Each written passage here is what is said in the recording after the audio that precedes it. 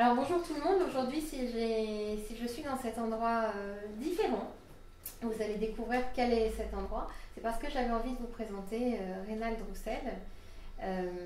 Et j'espère qu'on aura l'occasion de voir à la fois son parcours et puis aussi comment ça se passe la journée d'un médium, comment ça se passe les consultations, enfin, et toutes les questions qui nous viendront au fur et à mesure. Donc, si vous avez des commentaires à la fin, juste en dessous de la vidéo, n'hésitez pas à nous les faire parvenir, ce sera avec grand plaisir de partager.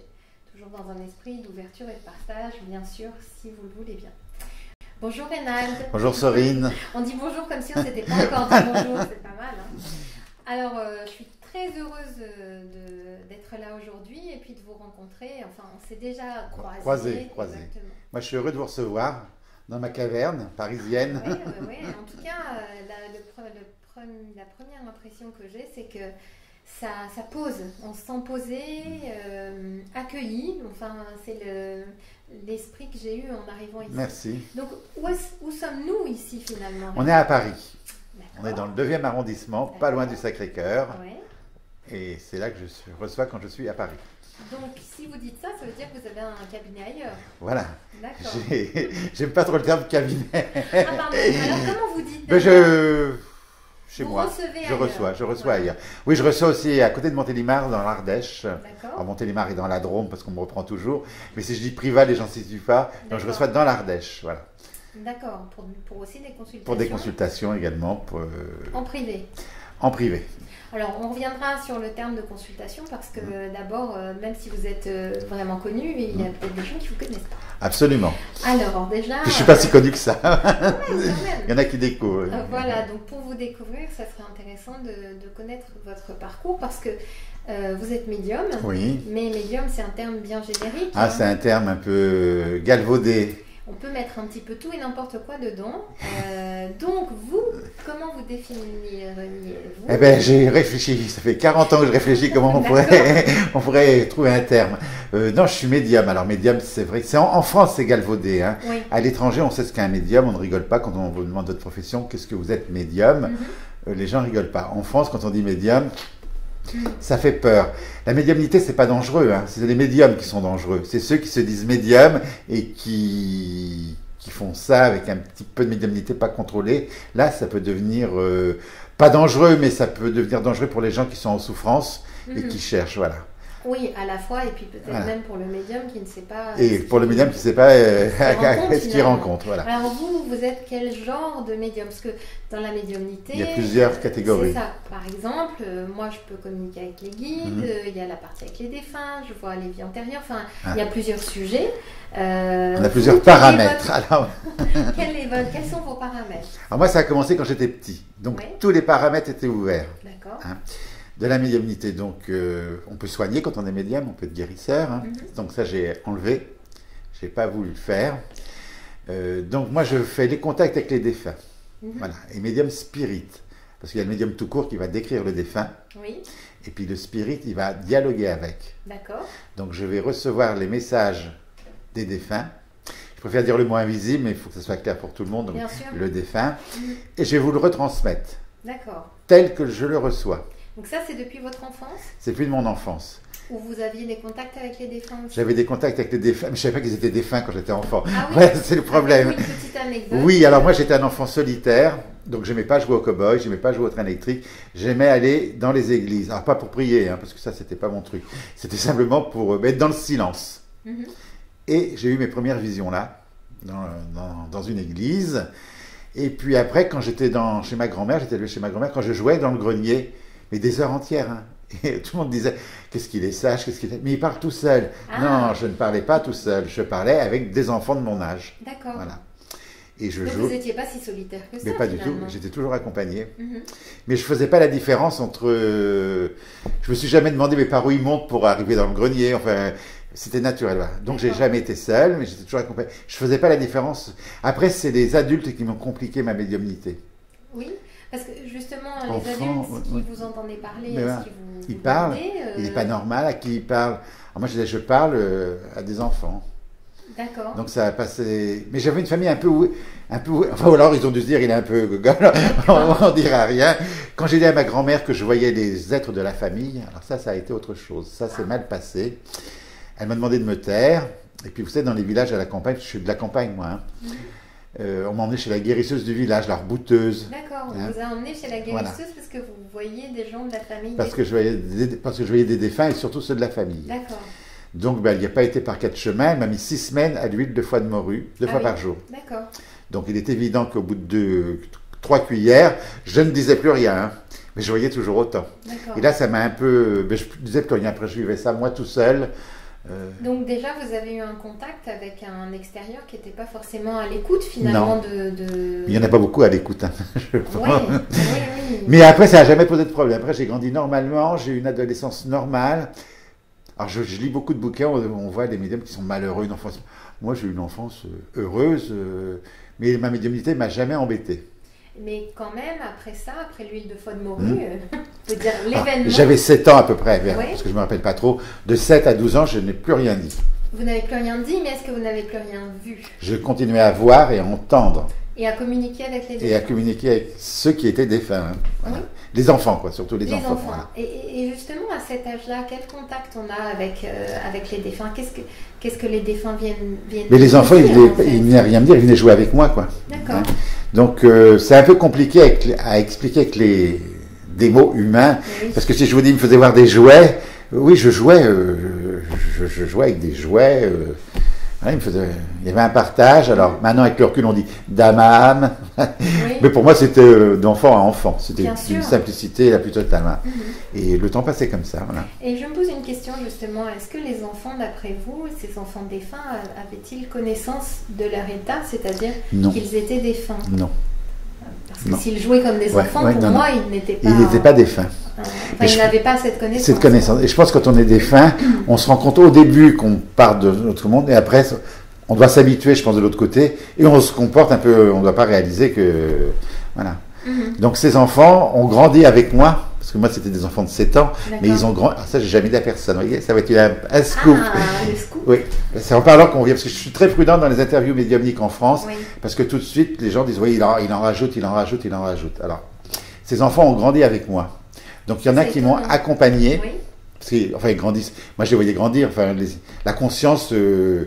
À 12 ans, j'étais. Une représentation d'un enfant plus grand quand vous étiez plus grand vous-même. À l'adolescence, à 16 ans, à la puberté, ceux qui étaient petits avec moi, ils étaient comme moi. D'accord.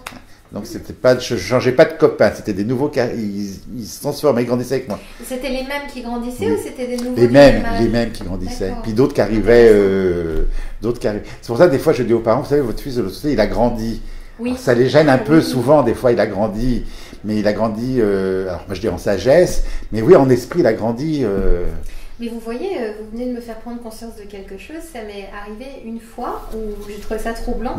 Effectivement, un enfant qui était décédé autour de 7 ans, là il aurait eu 13 ans si je me rappelle bien, et moi je le voyais plus comme un ado de 13 ans et je ne comprenais pas pourquoi.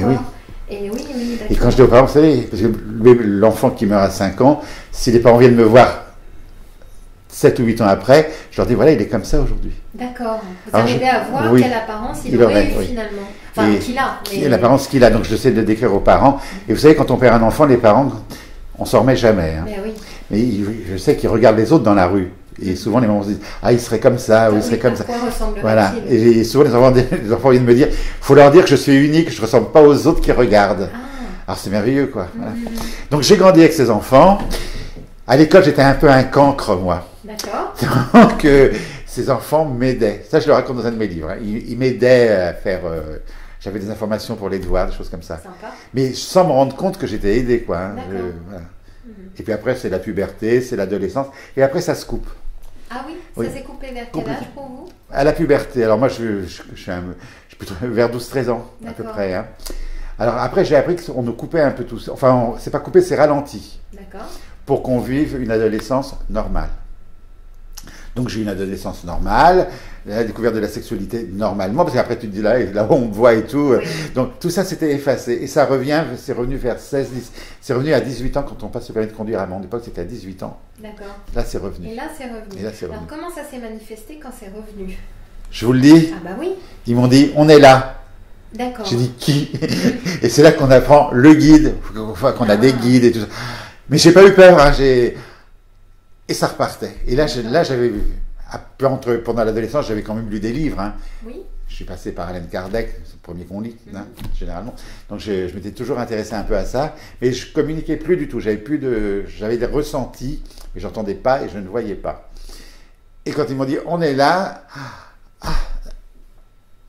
comme si vous aviez retrouvé quelque chose. Je ne vais pas en frissonner parce que moi je suis un peu sensible. Une paix intérieure. Ouais, on le sent, j'ai vu vos yeux qui se mettaient à briller plus fort quand vous moi je peux avoir les larmes aux yeux facilement. Okay. Alors, on s'inquiète pas. Bon, si on pourra le faire ensemble, il n'y a pas de problème. Oui, j'étais dans mon monde. Oui. Alors, vous aviez retrouvé. Voilà. Parce qu'en grandissant, maintenant je sais que j'étais pas dans mon monde, j'étais pas dans ma famille, j'étais pas. J'ai été élevé heureux, mais bon, j'avais rien à dire à ma famille. D'accord. J'avais une. Si ma marraine elle m'entend, je l'aimais bien, mais c'est tout quoi. Voilà, oui, il n'y avait pas de partage plus profond voilà. ou de liens communs. Et puis il y a comment expliquer ça? Il y a une connaissance qui vous est infusée. Oui. Je sais pas comment dire le terme. Parce que moi, à l'école, je connaissais rien et je connaissais tout à la fois. Mais pas des trucs de mon âge, quoi. Oui. J'avais une. Comme une évidence qui vous tombe dessus. Alors maintenant, on parle des enfants indigos qui sont hyper intelligents. Ben, ça devait être des indigos de Je connaissais plein de trucs. Oui. Mais oui, parce que ça évolue à chaque fois, quoi. Oui, j'avais une connaissance. Rien m'étonnait. D'accord. Alors j'ai entendu dire, oui, rien n'intéresse, il est bête, c'est un inigo.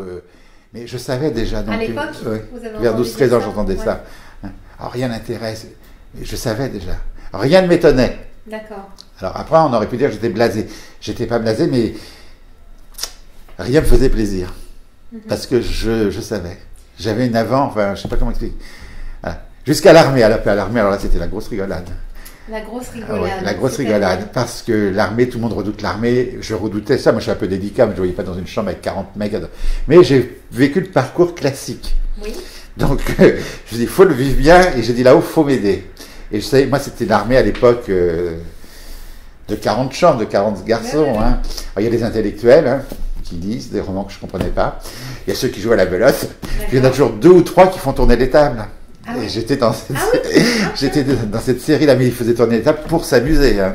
Évidemment, moi, quand j'arrivais, ben, ça tournait. Ça tournait un peu plus. Ça parlait, ça machin. Et c'est là que j'ai découvert le côté un peu dangereux de la chose, les choses comme ça. Alors, est-ce qu'on peut en profiter pour mettre un bémol? En tout cas, moi, c'est le mien et j'y tiens. C'est-à-dire que oui, faire tourner les tables, bouger les verres, ça fonctionne, mais je vous le déconseille. Absolument. Voilà. C'est mon point de vue, après le vôtre. Non, c'est mon point de vue. Mais quand on est ado, qu'on le fait comme ça pour s'amuser, ok. Mais une fois, quoi. C'est ça. Voilà. Il ne faut pas que ça soit régulier. Mais il ne faut pas ouvrir une porte. Non. Voilà. Parce qu'après, on ne sait pas la refermer. Alors, quand on dit, je dis bien face à la caméra, vous me voyez, je vous le déconseille. Alors, quand on le dit comme ça, on dit, ah, mais pourquoi, comment? Ben, ça m'attire, oui. Je le déconseille, il fallait le faire. Oui. Donc, bon, on va peut-être pas entrer dans tous les détails, parce que c'est. Et ça ne sert pas à grand-chose, au final. Mais sachez qu'il faut toujours savoir quelle porte on ouvre, et quand on ne sait pas quelle porte on ouvre, ben, évitez de l'ouvrir. Pensez à Barbe Bleue et sa femme qui ouvre la fameuse porte, et qui voit quelque chose qu'elle n'aurait pas dû voir et qu'elle en paye le prix fort. Eh bien, on a tous notre petit Barbe Bleue, donc n'ouvrez pas les portes que vous ne connaissez pas. En tout cas, moi, c'est mon conseil, vous faites-vous entourer. Une personne de confiance, bien sûr. Donc là, comme c'était l'armée, ça ne durait pas longtemps, voilà, c'était... Et là, j'ai dit... Alors donc, à l'armée, si on reprend un peu, vous avez fait votre place quelque part. J'ai fait ma place dans la chambre et le soir, j'étais le sorcier de la chambre. Grâce à cette connexion particulière que vous avez. Voilà. Et là, on recevait des messages. Je ne me rappelle pas de la teneur des messages, mais je sais que ça troublait un peu tout le monde, parce que ça devait être précis. Parce que voilà, donc j'ai passé ça très bien, moi, sans problème. D'accord. Donc c'est des bons souvenirs. Pour moi, c'est que du bon. J'ai aucun mauvais souvenir de ma médiumnité. D'accord. Après, j'ai travaillé dans la vie. Alors, c'est pareil, j'ai raconté. Alors, si on peut juste faire une pause là-dessus, j'ai aucun mauvais souvenir de ma médiumnité. On pourrait dire que c'est quand même, vous êtes un phénomène rare. C'est-à-dire que on sent qu'en vous, c'est quelque chose d'évident depuis le départ, finalement. Je suis né avec ça. Parce que je lis un peu les biographies de mes confrères et tout. Je me reconnais pas du tout. J'ai jamais eu peur. Non, j'ai que des bons souvenirs, quoi. Oui. Je savais cette protection à côté de moi, je savais. Oui, Parce que je suis un ado comme tout le monde, j'ai fait les 400 coups. Hein. Je suis pas... j'ai fait des 400 coups. Il y a presque, je ne peux pas le dire à la radio, mais j'ai fait des 400 coups, quoi, qui méritent de faire un petit séjour. Ah, d'accord. Voilà. Et je le raconterai un jour, mais quand je serai très vieux, on dira, oh, il est vieux, il est sénile, il se lâche. D'accord. Non, j'ai eu une adolescence normale, j'ai vécu normalement, j'ai fait des tas de bêtises comme beaucoup, peut-être plus que d'autres, mais j'avais toujours cette sécurité qui était là à l'année. Donc, pour vous, est-ce que vous pourriez dire que vous l'avez vécu finalement comme un soutien, comme une force? Comme un soutien, je me rends pas comme une force, oui. J'avais peur de rien. Ah oui. J'avais peur de rien. D'accord. Mais ça vous est resté aujourd'hui, ça? Oui. C'est pas forcément bien. Hein. Mais oui, je vois votre petit sourire qui me dit, oh tiens, ça n'a pas l'air forcément bien. Non, c'est pas forcément. Non, parce que c'est peut-être bien. Parce que ça peut jouer des tours, les gens vont dire oui, il est prétentieux, oui, il est ceci, oui, il est arrogant. Mais j'ai peur de rien, donc j'y vais franchement, quoi. Et j'ai peur de rien. Alors, d'un adolescent militaire, service militaire qui fait tourner les tables à Reynald Roussel aujourd'hui, comment le pont s'est effectué? Alors, quand on sort de l'armée, on a un papa qui vous dit qu'il faut travailler, parce que j'étais un peu incante. Donc j'ai appris un métier manuel, j'ai appris la coiffure. J'avais déjà sûrement un ego surdimensionné, mais tous les gens disent l'ego, mais si on n'a pas d'ego, on n'avance pas. Donc si je suis là aujourd'hui, c'est parce que j'avais de l'ego. Alors on peut définir l'ego pour vous, qu'est-ce que ça veut dire? Je sais pas. Déjà une bassine avec l'ego, là, t'as trop d'ego. C'est de la volonté, quoi. D'accord. C'est le désir. Oui, mais Reynald, c'est important parce que je si sais tout pas. le monde dit l'ego et à sa définition, et que pour vous l'ego ça veut dire volonté, alors moi je le prends d'une manière beaucoup plus positive que de dire l'ego c'est juste ma volonté qui a envie d'écraser les autres. Et les gens ils aiment bien vous casser en disant t'as trop d'ego, t'as de l'ego, attention à l'ego. Mais l'ego c'est la puissance de la volonté pour arriver. Vous m'ôtez les mots de la bouche. L'ego c'est une puissance de vie aussi. Tant qu'elle est dans le but de grandir et de ne pas écraser les autres, bien entendu. Mais voilà, pas écraser les autres, mais réussir. Pas rester avec les autres. Voilà. Donc, j'ai appris ce métier de coiffeur. J'ai été placé dans un tout petit salon comme à l'ancienne. Moi, dans ma tête, non, je voulais le grand truc. D'accord. Mais voilà, c'est ça, cette l'ego qu'on peut dire, la volonté. Vous avez envie de plus grand. Donc, je suis resté, j'ai passé mes examens, je suis resté... Mon CAP. Comme quoi j'étais un peu spécial. Le CAP, ça se passait le dimanche. Ah bon? Oui, l'examen le dimanche. Et moi, dans ma petite tête, on ne passe pas l'examen le dimanche, je ne suis pas allé. D'accord. D'accord. Donc, c'est clair. C'est clair, je ne l'ai pas raté. Parce que vous êtes à rater ton CAP. Je ne l'ai pas raté, je n'y suis pas allé. Ce n'est pas la même chose. Voilà. Et puis je suis resté dans ce petit salon qui n'existe plus parce que je passe devant, maintenant c'est un immeuble moderne. J'ai plein de souvenirs bien. Vous étiez en région parisienne? Oui, j'étais dans le 19e, on m'avait placé. J'habitais le 14e, donc je travaillais le métro tous les jours. Voilà. Mais j'étais bien, et donc un jour je me suis dit, il faut que j'aille dans un grand truc, donc je suis allé dans les beaux quartiers de Paris. Oui. Comme j'ai peur de rien, je suis rentré dans un grand salon. On ne dit pas les noms parce que ça fait de la pub et on peut avoir des procès. Et je suis rentré franco. J'ai dit, voilà, je veux travailler avec vous. Et là, ils ont rigolé. Ouais. Le petit paysan, alors en plus, je parlais avec l'accent normand, j'arrivais de ma Normandie. Hein. Dis-y pas, vas-y là-bas, repasse ton tour. Je dis, voilà, je veux travailler chez vous. Et la première m'a dit, mais qu'est-ce que vous voulez? Mais j'ai travaillé chez vous, mais j'avais 16 ans à l'époque à peu près. Je dis, moi, je veux jouer là. Ça a dû la faire rire sûrement. Elle m'a dit, bon, je vais voir, ils ont appelé la directrice. À qui j'ai dit, voilà, je veux travailler chez vous, il n'y a pas de... Et ça a dû la faire rire sûrement. Et je suis resté 20 ans. D'accord, donc... je suis rentré. Votre volonté, le culot aussi. Hein. Alors, il y en a, ils vont dire, c'est la visualisation, tout ça. Le culot, oui, j'avais pas de rien. Simplement de sentir votre motivation. Et le courage. Parce que quand je suis arrivé, je n'ai pas touché le cheveu tout de suite. Hein. Pendant 2 ans, j'ai ramassé des épingles par terre avec un aimant. Mais j'étais là dans l'endroit. Et c'est l'endroit qui vous aviez envie de quelque chose de plus grand. J'avais envie de quelque chose de luxueux. Oui. Je n'avais pas visé le premier, ça aurait été un autre pareil. Et là, c'est là où mon ego Mon côté dérangeant qui dérange les gens. Je me suis dit, il y avait le chef coiffeur, le grand. J'ai dit, il faut que j'ai sa place à lui un jour. D'accord. Mais en même temps, et je suis passé par tous les stades, oui, oui. Et puis je suis arrivé, voilà. Alors, juste avant, là, on est passé de la campagne à Paris. Mais comment vous y êtes arrivé à Paris, en fait? Parce que mes parents, ils sont venus habiter à Paris et je les ai rejoints. Voilà. D'accord. Alors, pour faire court, mes parents n'avaient pas beaucoup de moyens, vivaient à Paris et j'avais été élevé en Normandie par ma grand-mère. Et quand ils ont commencé à un peu avoir d'argent, une situation, ils m'ont rapatrié à Paris. Ok. Voilà. Et comment on arrive à Paris dans de la campagne? Catastrophique. Bah oui, catastrophique. Parce que c'est pas un choc? Mais énorme. C'est ça qui a dû faire quelque chose à l'intérieur de moi, parce que moi, j'étais chez les bonnes sœurs, avec mes religieux, j'étais heureuse en Normandie. Oui. Okay. Et un jour, il y a un monsieur qui arrive, qui me dit, voilà, je t'emmène, je suis ton père, tu habites à Paris. Je me retrouve dans cet appartement à Paris. Et... Ça fait un peu Star Wars, hein, je suis ton père. Oui, mais c'était ça. Je suis ton père. Oui, ça a dû... Mais vous le voyiez de temps en temps avant ou... Oui, de temps en temps, mais c'était pas ma famille. Bah, je comprends. Voilà. Bah, oui. Et puis j'ai un papa qui était un peu, c'était à la dure, donc il a retransmis. Donc j'arrive le dimanche soir à 20h à Paris, à 8h30, je me retrouve à l'école communale sans savoir ce que c'était. Et il n'y avait plus la bonne sœur qui m'accueillait, il n'y avait plus... Vous étiez moins enveloppé, voilà. pris en charge. Donc j'ai appelé, j'ai dit, il faut m'aider. D'accord. Et là, on sent un truc qui... Donc c'est ce que vous disiez tout à l'heure, vous n'aviez pas forcément des dialogues, mais à ce moment-là, vous aviez des ressentis. Voilà. J'avais une voix intérieure qui me disait, ça va aller, enfin, mais c'est dur à expliquer, c'était pas auditif. Oui, en même temps, par rapport à votre parcours, bon, je suis aussi psy, alors j'ai mon petit côté psy. Allez, après, vous m'analyserez après. mais c'est vrai que quand on arrive dans une famille qu'on ne connaît pas, c'est quand même un choc. Mais je peux pas, oui, je sais pas, je m'en rappelle encore, ça a dû me choquer. Et sachant que vous étiez dans un environnement assez choyé, coucouné, voilà. Pommes de terre frites, et là je me retrouve à la cantine, un truc orange dans mon assiette. C'est quoi? Je pleure.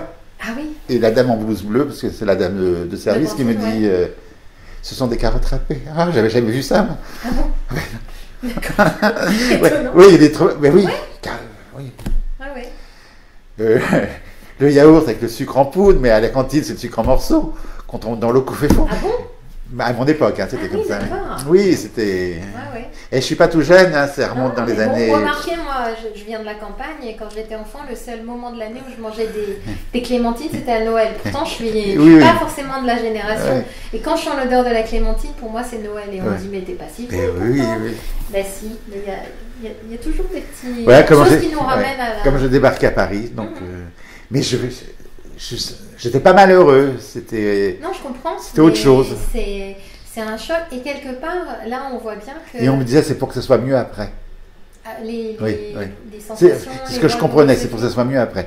Donc, Mais la continuité dans votre vie, il me semble que c'est le contact spirituel que vous avez. Oui. Ça, il n'y a pas de rupture. Il n'y a pas de rupture. Ça diminue, mais c'est... C'est un contact perpétuel. Perpétuel. Là, je vous parle, je suis en contact perpétuel. Oui, je comprends. Voilà. Mais je le vis bien, je ne suis pas perché. Voilà. Ce qui me gêne aujourd'hui, c'est les gens, ils sont perchés, mais grave. Hein. Voilà. Oh, il y a tout, hein, Reynald, mais bon. Il y a beaucoup de... Moi, on s'intéresse à vous. Oui. Je ne veux pas être perché. Je veux pas être perché. Vous dites, je ne veux pas être perché. Est-ce que c'est quelque chose qui aurait pu vous arriver à un moment donné? Avec le caractère que j'ai, je ne sais pas, je ne pense pas. Non, vous avez l'air bien rattaché au terrestre, finalement, quand même. Hein, même si vous êtes très spirituel. Non, très spirituel, ça veut dire... je ne sais pas ce que ça veut dire. Et bien rattaché à on peut dire un monde différent. Oui, un monde... Voilà. Un monde de... Pour moi, le spirituel, c'est ça. Ouais, d'accord, vu comme ça, ok. À des êtres non incarnés, qui ont une connaissance différente. Voilà. Un autre monde, quoi. Un autre monde. Ouais. Oui, parce que spirituel, ça peut être galvaudé aussi. Voilà, c'est pour ça. Puis après, j'ai fait ma coiffure, alors là, j'étais aidé au centuple. Donc 20 ans. Ouais.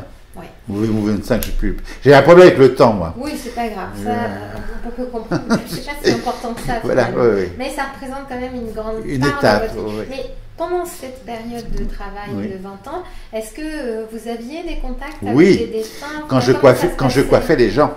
Ah. Vous veniez, je vous coiffais, pendant que je vous coiffais, Je sentais quand même.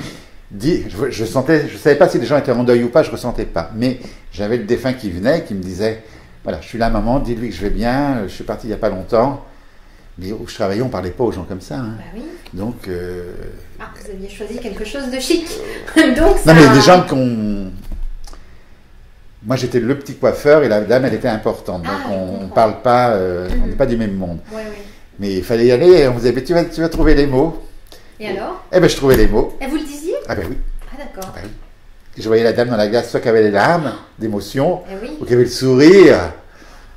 Et donc ça a fait... Après, ils m'envoyaient que les clientes de là où ils s'organisaient pour que... celles qui pouvaient entendre Qui pouvaient entendre, voilà. Mais ça, je l'ai compris qu'après qu'elles pouvaient entendre, voilà. Oui. Et puis, j'avais une assistance virtuelle. D'accord. J'ai une anecdote, je peux le raconter? Bien sûr, volontiers. Comme c'était un grand salon un peu... Hein, il y a une dame, elle rentre, elle dit, je veux que ça soit lui, elle me désigne. D'accord. Je regarde. Alors, comme c'est une vieille maison, il y a des anciennes clientes et des jeunes. Moi, j'étais dans les jeunes coiffeurs. Donc, je ne savais pas faire la choucroute sur la tête comme elle avait. Et elle dit, je veux lui. Donc, on ne bronche pas. Hein. Donc, je vais voir la directrice. Je dis, mais je ne sais pas. Mais elle dit, je sais que vous ne savez pas. Elle me dit, on ne peut pas la perdre. Ah.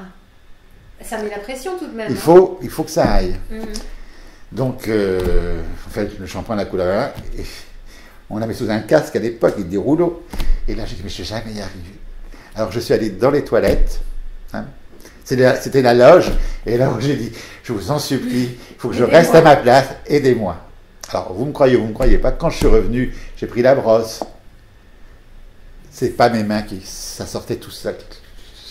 Elle était enchantée, je l'ai gardée pendant 3 ou 4 ans. Jusqu'à temps qu'elle donne sa dévotion sur le nouveau qui arrivait. D'accord. Ce qui compte, c'était que je la réussisse la première fois. Oui, oui. Parce qu'après, c'était moins bien, hein, mais la première fois, mes mains, j'aime pas le mot incorporé, parce que... Mais c'est guidé, on peut dire. Guidé. Comme si une autre main venait là pour vous appuyer. Voilà, ça allait... Et les autres, ils me regardent et disent, mais où est-ce qu'il a appris? Voilà. Mm-hmm. Donc cette assistance, elle est toujours là. Oui, c'est le lien dans votre vie, on pourrait dire ça. Ça a l'air d'être très fort. Oui, c'est... Je peux comprendre ça, hein, mais c'est important que ceux qui... Ça m'empêche pas d'avoir le trac quand même de temps en temps, hein. Même si j'ai peur de rien, j'ai le trac de ne pas être à la hauteur, voilà. Alors, dans quel cas? Mais peut-être qu'on va accélérer le temps si on fait... On la garde pour tout à l'heure. Bon, alors, ok. Non, on la garde pas, c'est tout simple. Mais oui. J'ai peur de ne pas être à la hauteur. Quand je fais mes séances publiques, je sais que les gens viennent de loin, et je me dis, pas pour moi, pas pour mon ego, mais je dis, il ne faut pas qu'ils viennent pour rien, quoi. Bien sûr. Il je faut. Ça. Ouais. Voilà, c'est le truc de ne pas faire bien. Alors moi j'ai constaté, Rénal, c'est mon expérience et vous en avez bien plus que moi, mais j'ai constaté que quand je me mets ce genre de pression, ça ne marche pas. Il y a des moments où la pression va me bloquer. Oui. Du coup, maintenant j'y vais en me disant, si ça ne marche pas, c'est très bien, c'est que ça ne devait pas marcher, et puis ça marche toujours. Oui, hein? C'est un peu le truc de confiance. C'est ça. C'est ne pas avoir confiance en eux. De les laisser faire, exactement. Voilà. Ouais. Ça, avant de comprendre ça a mis du temps. Hein. Oui, parce qu'au début, vous auriez vu tout ce que je faisais avant d'arriver sur mon podium. Là, il y avait des petits rituels. Des trucs de... Mais voilà, c'est le manque de confiance et tout. Alors que c'est d'une simplicité... Oui, surtout que vous avez un contact particulier qui est permanent, quoi. Oui. Non, mais c'est vrai. Mais je me rends pas, quand on me dit ça, je m'en rends pas compte. Voilà, c'est ça surtout. D'ailleurs, c'est aussi un senti quand vous parlez, on sent que vous êtes accompagné en fait. Je ne sais pas trop comment le dire. D'accord, j'ai pas encore bafouillé, ça va. Quand je bafouille, c'est qu'il me lâche un peu. Soit qu'il vous lâche, soit qu'il vous parle et qu'il vous dit des choses. Voilà. Alors donc, ok, donc vous commencez à transmettre des messages en médiumnité pendant que je coiffais les gens. Alors aujourd'hui, il existe des coiffeurs énergétiques qu'on appelle aussi, bon, il y a des médiums, coiffeurs, etc. Je suis allée voir quelqu'un comme ça et qui me dit, qui me fait mes cheveux comme ça, un autre de l'autre côté. Mais ça m'a étonné ce qu'il m'a dit. Mais bon, pour moi, il est plutôt médium qu'autre chose. Mais...